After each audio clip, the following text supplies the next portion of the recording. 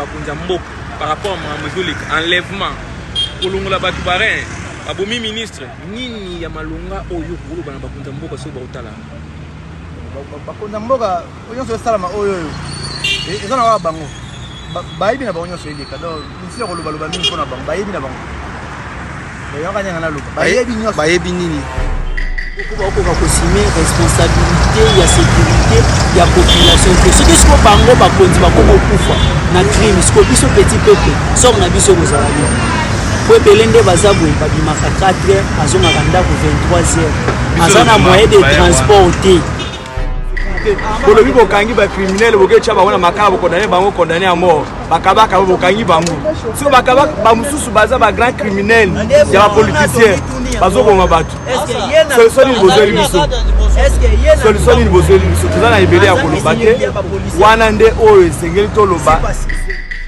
vraiment gouvernement sala makasi ate sécurité na kati ya mboka et puis bato oyo basali mabe wana basala makasi l'état azwa bango il faut sambisa bango un ministre moto munene azokufa lokola soso on dirait lokola ngawe wana otambusa moto na kufu pe na ki asa moto amayele moto munene osoka il faut l'état sala makasi azwa na babi na tongo la police linga esa neti ekanga yo la police kanga to sele na kati mumedi banda la police di banda ba tongi di banda mais di mumedi banda ata mouvement moko te ndeti a de ne mutuke ya se retrouver liboso na bino mouvement moko te boyoka ki et tout te loko moko te moko to ka ke bandi kimeza awa na poalu kota simple awa ya jemukete tala na mutu munene oyo bomoni lelo na kati ya mutuka na ye babomi ye so totali bien bacrime oyo ezonguta epa bakonzi na biso ya mboka bango parce que bango monde bato bazoeto so criminalité oyo ezokende ti wapi ekende ti wapi ozela biso solution crime emata lokwa to ya dollar insécurité ezomata lokwa to ya dollar le criminel akomi na ye star na mboka okoleka na bafali na bafere na bachile le criminel akoma na ye star olekise na tv bopanza na tiktok salutation ya mboka ezokenda ndenga mabe sécurité parce que chaque jour na nzela oyo ya poids lourd oyo na espace oyo chaque jour bazobotola biso bamoto même inga babotolanga moto kana espace na virage awa criminel avec deux personnes gare centrale tika biso baramoto komi kaka na virage oyo moko akoyesi telefone na ye kotelema te paswa telefone na ye ayelinga bamoko abrakenga moto masa pesa moto.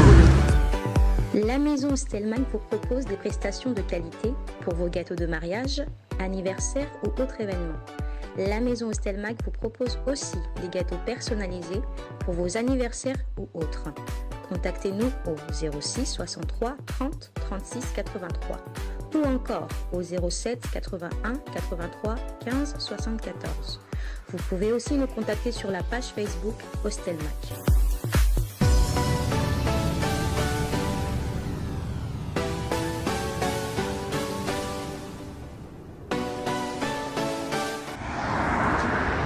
Voilà, Baïkon Mani, Tozali à Bongo, na poids lourd en face, il y a CEP, na grand, libossé à grand garage, place Eye, Moulamboka, Chériba, Okenge, Baïouté, Kokuta, Nzotonaye, il y a Kokuta Nakati à Moutuka, Ndetoye, et Kozwa, interview, il y a Baïkon Mani, au Bazalaki sur place, tant Nzotonaye, Zalaki Wana, na Moutuka Naye, Toko, interviewer Batou, Bapé Sabiso, et commentaire. Il y a même surtout et les cas qui na mokolo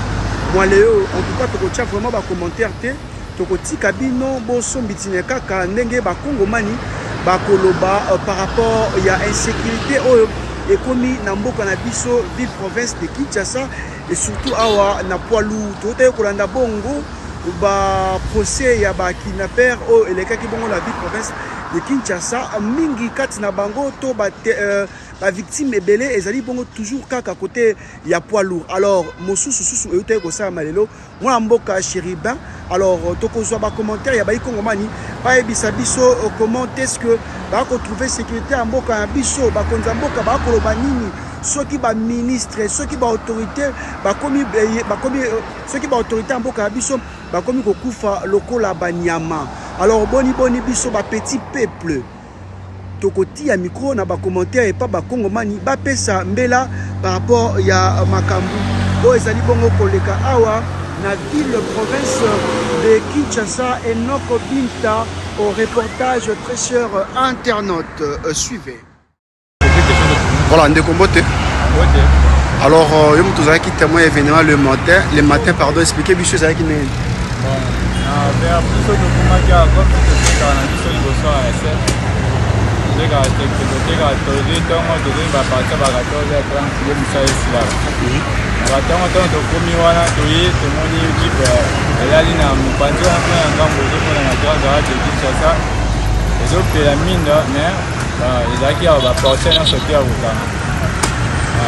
yaki mwa molili ba 5h30 wana policier moko wana moto moko ya ane onde bazalaki wana bande kosala intervention esaki mpena yaki mwa batemps ebele ba 1h espace ya 1h apres mpo bato bande oya moko bapolicier ntina bakonzi mosusu ya ndenge ya mpona likolo wana oya selon baexplication bato bakopesa akufi ndenge nini to bomonaki corps na ye ndenge nini mutuka ezalaki na eta nini. Voilà, pour la diwa na yende to yebite mais bato mosusu nde balobi babomaki quelque part baye kodepose bamisusu balobi nde babande kola na ye nde babetele masasi place wana. Mais na mutuka kotala mutuka omonaki yango ndenge eske ezalaki na pese moko lisu esalami to ndenge nini? Bon, kotala mutuka nde na mosika totala ita na mosika mpona pembeni ya polisi bande otoya bato bapusa na pembeni ndenge ezalaki wana mais ezalaki na mwa binene yango ya nsima yaki ya kotoboka deja ya liboso mpe mopanzi mosusu yaki ya kotoboka mwa bavite ya mwa ezalaki mwa bavite blanche. Toyoki mpe keno bakangaki certaines personnes bayaki aux alentours ezalaki di ya quoi pour ke bakanga toyoki mpe na sentinelle ya grand garage mpe balinga bakanga ezalaki nini? Oui, balobi sentinelle ya grand garage bakangaki parce que na butu wana ntango mutuka oyaki parafongoyaki porte mpo mutuka ekota mais après certain moment akangi bon. Ok, merci beaucoup. La police n'est là qui n'a par mesure d'enquête de la population s'approcher. Merci beaucoup.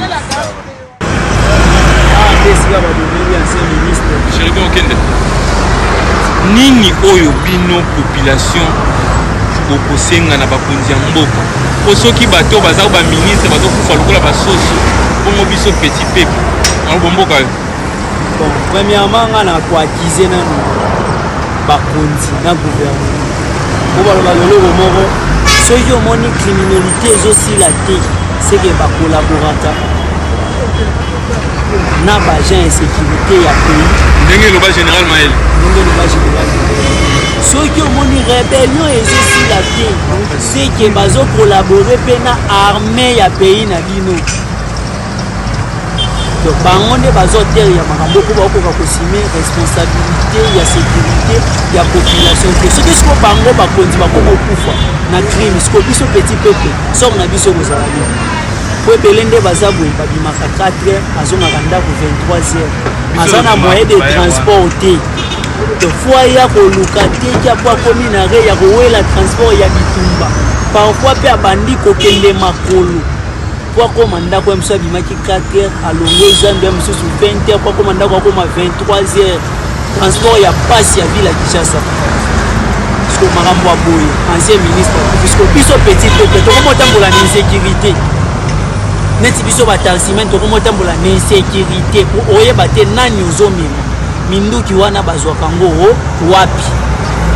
po bato wana bazaka na kati ya Kinshasa yango manduki yango ya sécurité ya population oyo basimba ezaka mpona kobomaka biso population oyo toza kosala makambo ya minene te po pourtant bato wana bakangaka bango toyebi bango bakendaka bakasho bakolakisa oyo criminel aboma mutu songolo akoti prison mais après 2 ans ou 6 mois omoni aza lisu libanda abimisco bango bato wana babomaka bato wana ntango okangi ye afuti yo mbongo bimisi po ya kosala biso petit peuple na bo po biso nde tokololaka bango miyibi akende nsima nango ntango akobima seka ozongelaka biso nde tokoya bavictime bazwela biso solution batika kotambwisa biso na insécurité ya makasi ya boye insécurité ekomi ya makasi toza na chauffeur moko ya moto tobulaka na ye na Apollo avandaka na Kingasani semaine passée bakotelaki bango na lupango babomi 3 personnes mama moko abimisaka mesa na ye na mikate na ntongo alambaka na 4 heures babeti ye lisheti na kingo awa akufi sur place na DG sabotage ya bongo bayibi eloko te babomi kaka bato yango bokomi oboma mpo bozwa nini do sabotage mposo bazali na posa mutuka banga babimise mutu batiki ye libanda bazwi mutuka bake nango babomi ekomi sabotage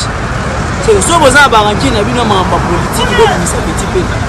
bolongola biso no na makambo wana bosa charge na makambo na bino boluka mboka etambola bien mboka ezotambola mabe makambo boye soko mi omona na seke mboka ezotambola mabe yanda kokosela o mese kabila za te soko mabe ya boye basoda botindaka bamona kaka bato baoteka mesa na coin baye bapuki bamesa wana nde mosala soda azosala baye baputi bato batelemi na nzela mutuka ezotambola bakokanga boye batiki tata mobimba na mwasi na bana ni ya kobeta kaka po abimaki sansi ningi siko criminalité oyo ezomata lokwa to ya dollar donc ne dollar eyemata nde crime eyemata ne dollar eyemata nde ne insécurité ezomata siko tokende ti wapi tozokende ti wapi okanga mituka na bana bebe dernièrement bauti okanga mutu na market na poma tete bameme tie pa capitaine bola ana rai kotabra Congo siko criminalité oyo ezokende ti wapi ekende ti wapi bozela biso solution crime eyemata lokwa to ya dollar insécurité ezomata lokwa to ya dollar donc criminel akomi na star na mboko okoleka na bafali na bafere na bajile donc criminel akoma na star bolekise na TV bopanza na TikTok salutation ya mboka ezokende ndenga mabe yozo bulondi ya bazoseka biso ke bazoseka nde bino bakonzi ya pas un mauvais tout bien que un mauvais chef. Merci. Mbote papa.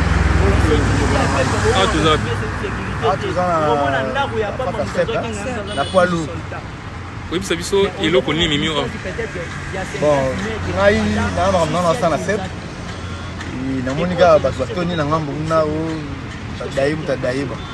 Comprenez pas que donner salama ki wana. Nini oyo koikoloba par rapport ya insécurité au Mikolo, la ville de Kinshasa. Insécurité, l'équipe vraiment. Et l'équipe donc on a eu dans l'inga que non, ballon l'état des droits. L'état des droits à la terre pour faire ma belle. Ça vient de l'équipe pour nous pour faire la mairie. Yamora ni na ligue. Mais au Bonaki quand même d'autres il y a ancien ministre ou Akufia. Tout le monde qui ceux qui bakonzi ba okufa lokwa basoso bongo biso petit peuple nini oyo yo kosenga na bakonzi mboka par rapport à mazolika enlèvement kolongola batu barin babomi ministre nini ya malonga oyo koloba na bakonzi mboka so ba utala bakonzi mboka oyo so salama oyo ezana wa bango baibi na bango so eleka donc isi koloba loba mingi pona bango baibi na bango yo kanyanga na luka baibi nini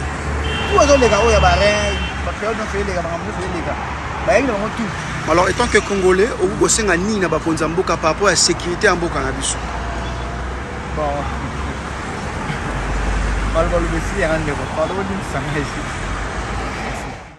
mbote papa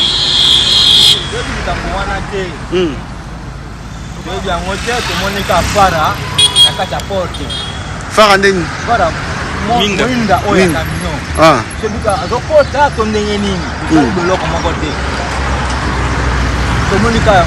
mfanya la camion ka fanya na port. Après ni tongo tongi eloko moko pete. Tomonika atoka kali sasa te. Akelo moko te tout qui a biso eloko moko te. On a qui bayar nini? Ba 14 ba 2 heures du matin. Maintenant, vu que mutuka yaki liboso na bino, est-ce que vous avez contrôler ou pour boyer bani le salami? Le comment tu lui fais du banate, tu contrôles petit.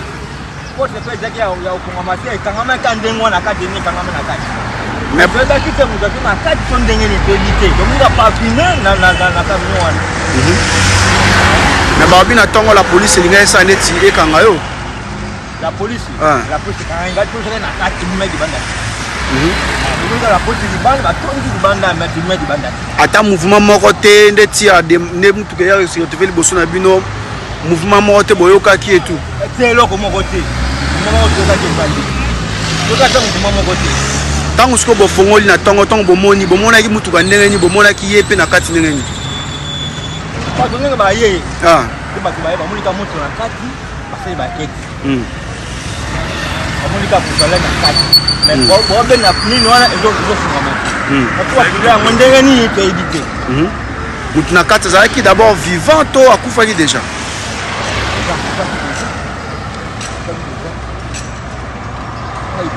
mais makambo ekoleka mingi par rapport ya poids lourd otoka oyo bakangaki bandeko bakinaper mingi ezalaka kote ya poids lourd kote ya poids lourd ni bokoloba na baautorité mpona sécurité ya poids lourd bino bato kozala na poids lourd bon soloba nini ezali nzela ya poids lourd oyebi eloko moko bato basalaka makambo wana baloko bayebi soso toyebi te so osaka service nga asaka de service nga travailler nayeba nini. Merci beaucoup papa. Tomoni lelo na tongo tolamuki na sango ke ministre d'État Chéribin Okende babomi ye liboso ya garage oyo tozali komona garage de Kinshasa. Eyebi te nini oza nango ya koloba par rapport ya insécurité oyo ezali koenrégner likolo na Kinshasa. Merci vraiment parce que na question tuninga eza question moya motu ya makasi moni na mboka na biso oyo mboka eza minene en plus mboka oyo eza pays baplace neti baplace oyo nazo explike yo journaliste na ngai même si biso bata moto 17h 18h na milie oyo na explike yo soki pineno etobuki eza oblige ya kobenda moto na yo ti na gare centrale soki obendi na gare centrale te donc pembeni awa ozotamba na moto bakobimela yo babombi yo ebele tokutaka awa biso tokutaka bana basi bana mibali na balabala babombi ye babwaki ye na terrasse donc crime eza awa na poids lourd kota simple awa ya je moke te tala na mutu munene oyo bomoni lelo na kati ya mutuka na ye babomi ye so totali bien bacrime oyo ezouta epa bakonzi na biso ya mboka bango parce que bango moko nde bato bazoetorse makambo oyo ebandosalema na mboka na biso koma feti ke mboka munene bapolisier ebele omona bapolisier bakomotambolaka na kini misala eza te akende boye azonga epai boye eza sens te me baplace oyo bakotya yango nde basusiati batie basusiati parce ke ebatela biso ebatela mpena bandeko mosusu mais awa nde totambola so otali kolongwa gare centrale ti baramoto toza na susiati te eloko nga na osenga na bakonzi ya leta batala place oyo batiela biso basusiati awa mpona koinvite insécurité oyo vraiment esalanga mpasi makasi nakomaka aloba biso alobate oyo nazali nango yango mopalisango awa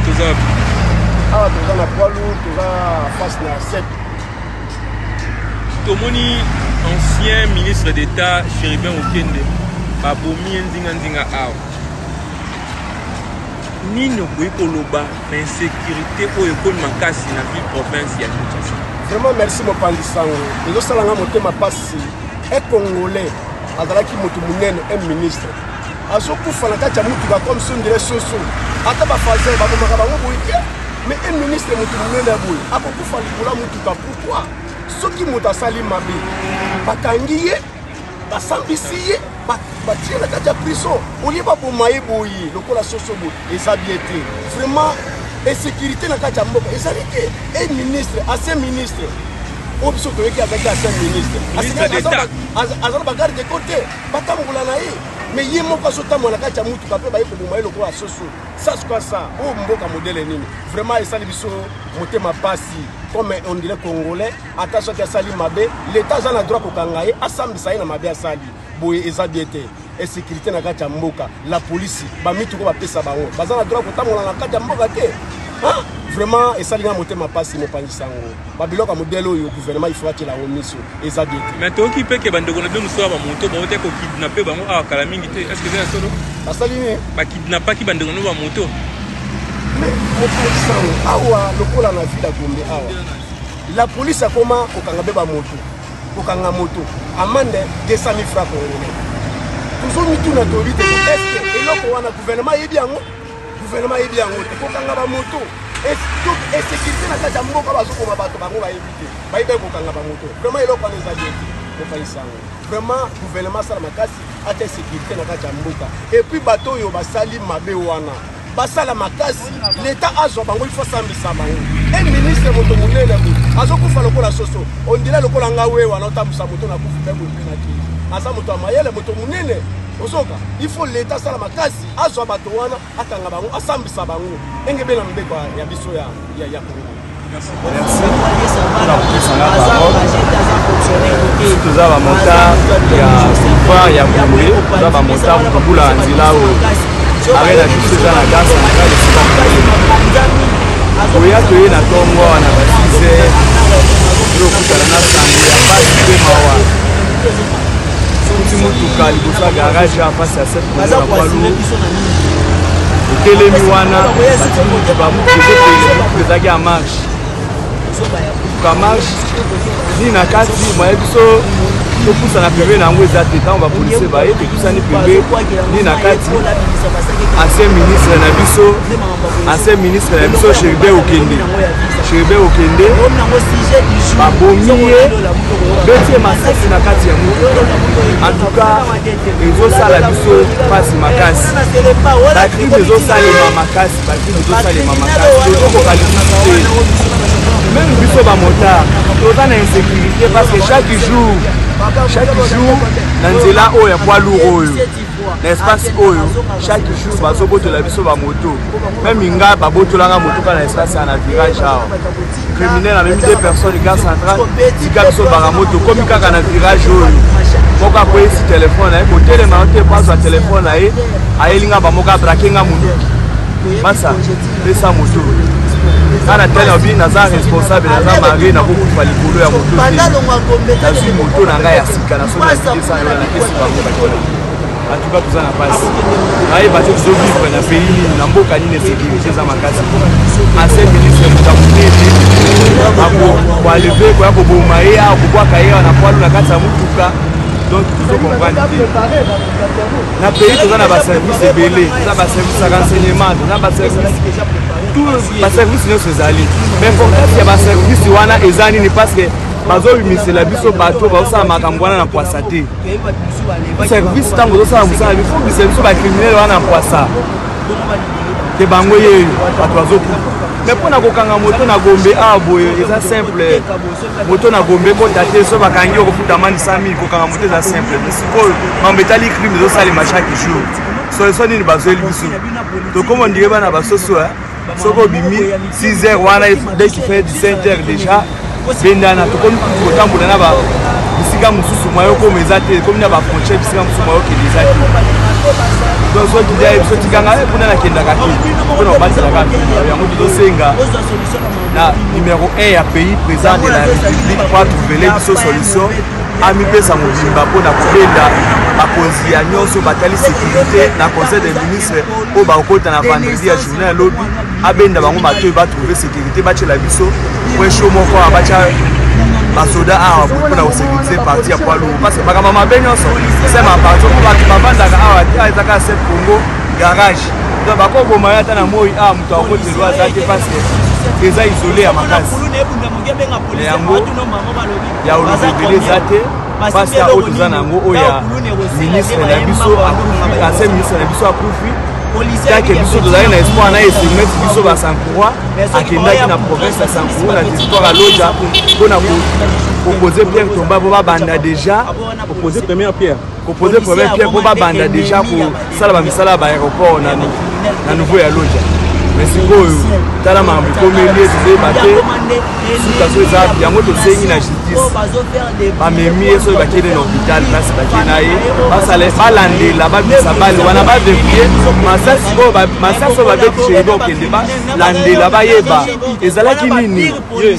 aza na bachauffeur aza na garde koma mutu munene boye bakoboma ye kusibongo biso totambola na insécurité bolobi bokangi bacriminele boketya bango na makala bokondane bango kondane ya mort bakabaka bokangi bango siko bakabaka bamosusu baza bagrand criminel ya bapoliticien bazoboma bato